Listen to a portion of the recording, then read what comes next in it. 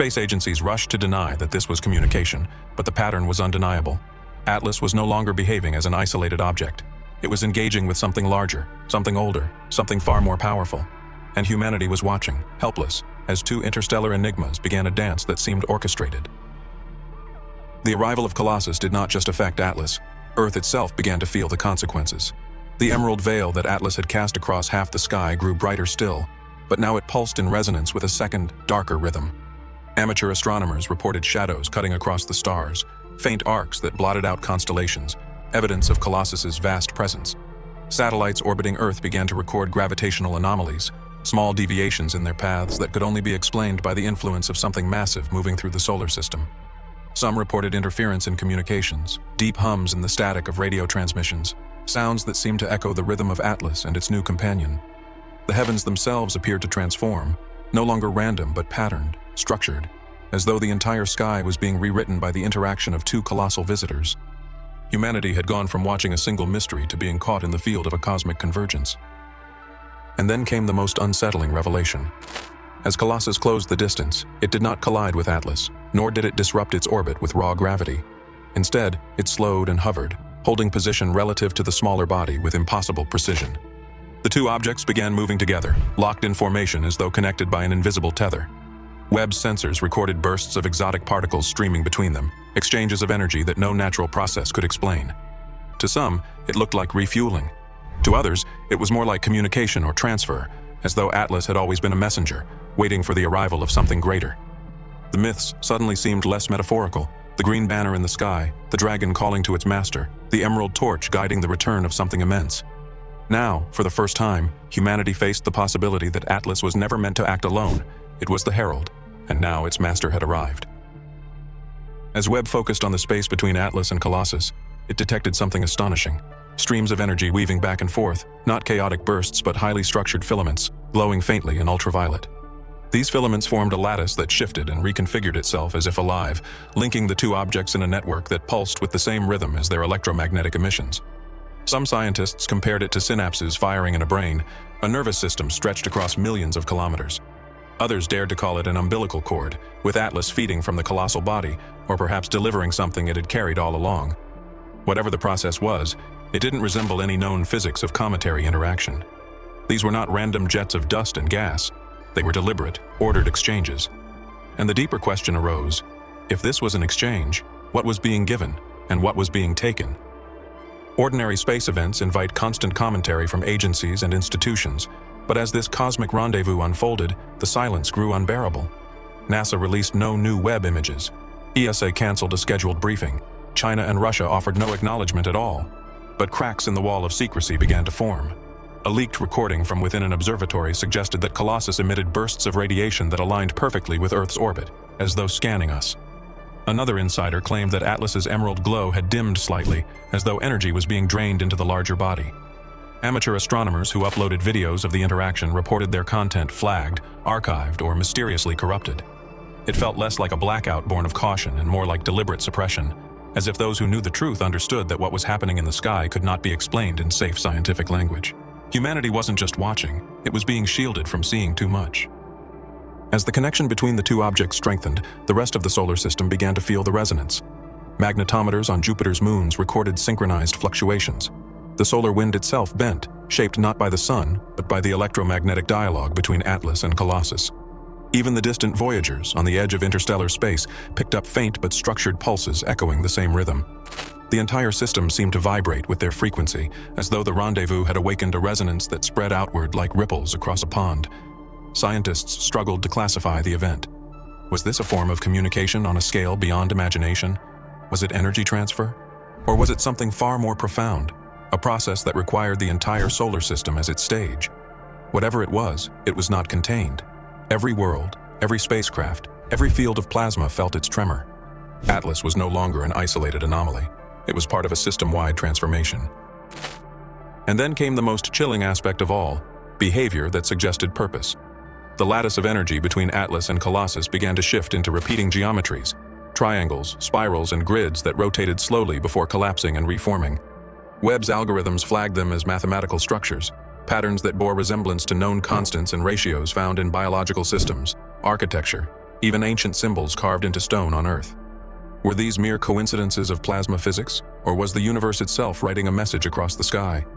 Some suggested Atlas was a seed and Colossus the soil, that this was a process of activation. Others whispered of a fleet, with Atlas nothing more than a messenger beacon calling its master home. Whatever interpretation one chose, the message was undeniable. This was not chaos. This was not accident. This was design. And the rendezvous was only just beginning. Observers across the world began to notice something unsettling. 3I Atlas, once the emerald torch that painted half the sky, was no longer burning with the same intensity. Its pulses, once steady and strong, seemed to weaken, their intervals stretching as if its energy were being siphoned away. Spectral readings confirmed that the coma of Atlas was shrinking, not dispersing into dust like an ordinary comet but contracting inward, its light folding into the filaments that now tethered it to Colossus. To many astronomers, it looked like a sacrifice, Atlas giving itself over to the giant that had just arrived. For weeks, humanity had thought of Atlas as the main event, the enigma that demanded answers. Now it was becoming clear. Atlas had only been the beginning, a herald whose sole purpose was to deliver something to its master before fading into obscurity. As Atlas dimmed, Colossus began to change. At first, it was nothing more than a massive, light-absorbing shadow, a presence that seemed to swallow starlight without reflection. But then, as energy transfers continued, faint glimmers appeared along its surface, not random but patterned, like the slow ignition of a vast structure. Webb captured images of glowing arcs stretching across its edges, forming a lattice of light that shifted and grew more complex with every pulse it absorbed. Some researchers compared it to the activation of circuits, as though Colossus had been dormant until Atlas arrived with the spark to awaken it. Others saw something even more terrifying. The suggestion of structure on a scale beyond comprehension, lines too straight, patterns too deliberate to be natural. Colossus was no longer just a dark mass. It was becoming something active, something alive, or something built. Soon, the influence of the rendezvous extended far beyond the two objects themselves. Probes stationed near Saturn reported deviations in their telemetry, small distortions that hinted at gravitational anomalies spreading outward. Light from distant stars passing near Colossus appeared to bend unnaturally, not like ordinary gravitational lensing but in fractured, rippling patterns, as if space-time itself were being rewritten around it. Astronomers whispered about localized warping, the kind of distortion only theorized in advanced propulsion systems.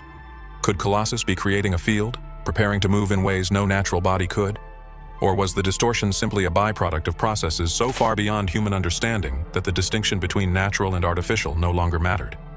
Whatever the answer, the solar system itself was being reshaped by its presence, a reminder that we were no longer dealing with objects but with forces capable of bending the fabric of reality.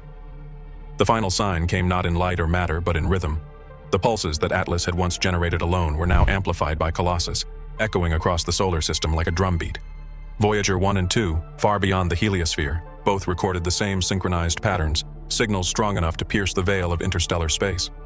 Analysts who mapped the timing noticed repeating sequences, patterns that mirrored prime numbers, golden ratios, and other mathematical constants. These were not random fluctuations. They were signatures of intelligence, the unmistakable hallmarks of intention. Atlas had been the messenger, the spark. Colossus was the receiver, the amplifier. And now, together, they were broadcasting something vast and deliberate into the universe. The rendezvous was not simply a meeting, it was an activation, and humanity had become the unintended witness to a message that might not have been meant for us at all. As Colossus awakened and Atlas dimmed, something even stranger began to unfold here on Earth. Amateur astronomers, who for weeks had shared thousands of images of the green glow, suddenly reported that their equipment no longer captured anything consistent. Cameras showed static, telescopes returned frames full of distortions, and live feeds glitched with repeating fragments of old data. Professionals using larger observatories faced the same anomalies. Files corrupted the moment they were uploaded, servers crashing without explanation. It was as if information about the rendezvous was being erased in real time, not just suppressed by governments but actively disrupted at the source. Theories spread wildly. Was Colossus emitting a signal designed to blind observation? Was the distortion a byproduct of its processes? Or was this intentional, a way of ensuring that what was happening in space could not be fully recorded? Humanity, for the first time in the digital age, found itself unable to capture what its own eyes could still see. The effects were no longer confined to telescopes and satellites. Earth itself seemed to shudder under the influence of the rendezvous. Magnetic field fluctuations intensified, triggering auroras so strong they reached across equatorial skies. GPS systems faltered, planes reported navigational errors, and ships at sea lost contact with satellites. Power grids flickered as sudden surges of electromagnetic interference rippled through transformers.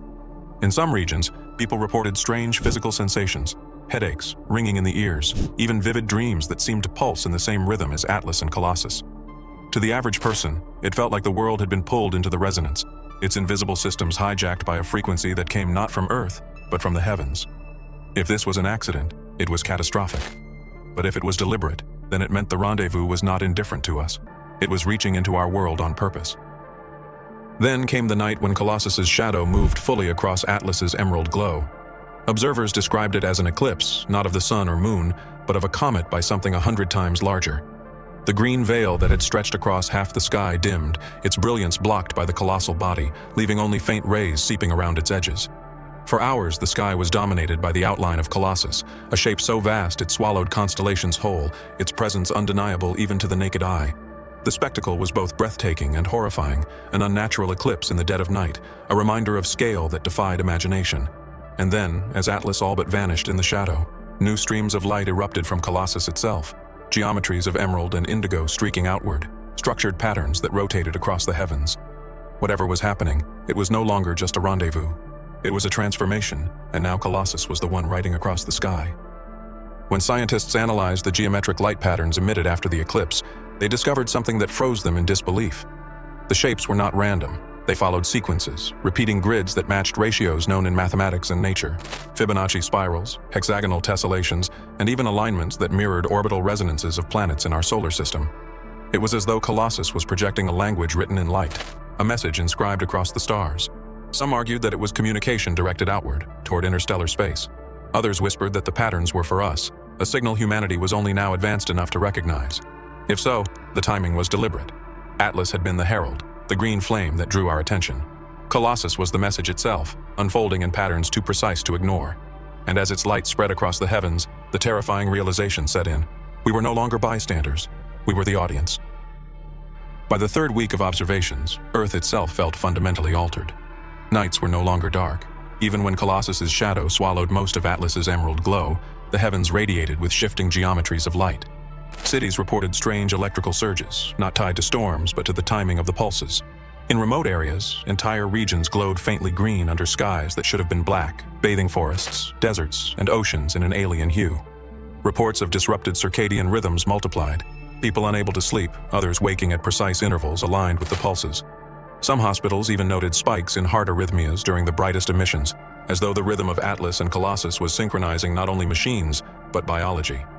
Ordinary life was unraveling beneath an emerald canopy that no one could switch off. The world was no longer just watching the rendezvous, it was living inside it.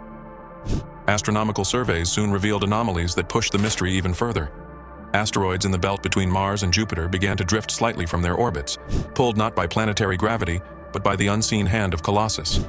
Even Mars itself showed subtle perturbations, its orbit nudged by the mass and influence of this giant interloper. Probes orbiting other planets reported minute but undeniable trajectory deviations, as though the solar system was being recalibrated around a new center of influence. The terrifying implication was that Colossus was not simply passing through, it was altering the dynamics of the system itself. If its presence could bend orbits and realign celestial bodies, then Earth's own path might not remain untouched. The question shifted from what is it doing to what is it planning? On Earth, panic and awe grew side by side. Religious leaders declared the rendezvous a fulfillment of prophecy, calling the Emerald Veil the banner of the end times. Governments issued contradictory statements, some urging calm, others quietly mobilizing resources as though preparing for catastrophe. Social media exploded with raw footage, skies so green they drowned the stars, shadows of Colossus blotting out constellations, auroras blazing where none should exist.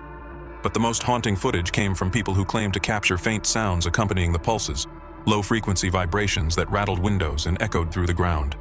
Scientists denied that space could transmit sound, but witnesses swore they heard it. The line between physical phenomenon and psychological breakdown blurred, but one truth remained. Humanity was no longer united by curiosity, but divided by fear of what the rendezvous meant for the future of the planet. And then, just as the tension reached its peak, something unexpected happened. For the first time since its discovery, the pulses stopped. The emerald glow dimmed, the lattice between Atlas and Colossus faded, and the rhythmic signatures that had echoed across the solar system fell silent. Instruments recorded nothing but background static. For hours, then days, there was nothing. Some scientists speculated that the process was complete, that the energy transfer had ended. Others warned that the silence was not the end, but the pause before something greater. The sky, once alive with emerald fire and shadows, became eerily quiet, as though the two cosmic giants were holding their breath. And in that silence the unease deepened, because every instinct whispered the same truth. They were not finished. They were only waiting. For weeks, humanity watched in awe and terror as 3I Atlas defied the laws of nature, only to be joined by a giant 100 times its size. What began as a curiosity became a spectacle, and what became a spectacle turned into a transformation. The emerald light that painted half the sky, the lattice of energy that linked two impossible objects, the distortions in spacetime, the signals encoded in prime numbers and ratios, none of it was coincidence. Atlas had been the herald, Colossus was the arrival, and the rendezvous was the message. The silence that followed was more terrifying than the spectacle itself. Atlas dimmed, its role seemingly complete, while Colossus stirred awake, igniting with geometries of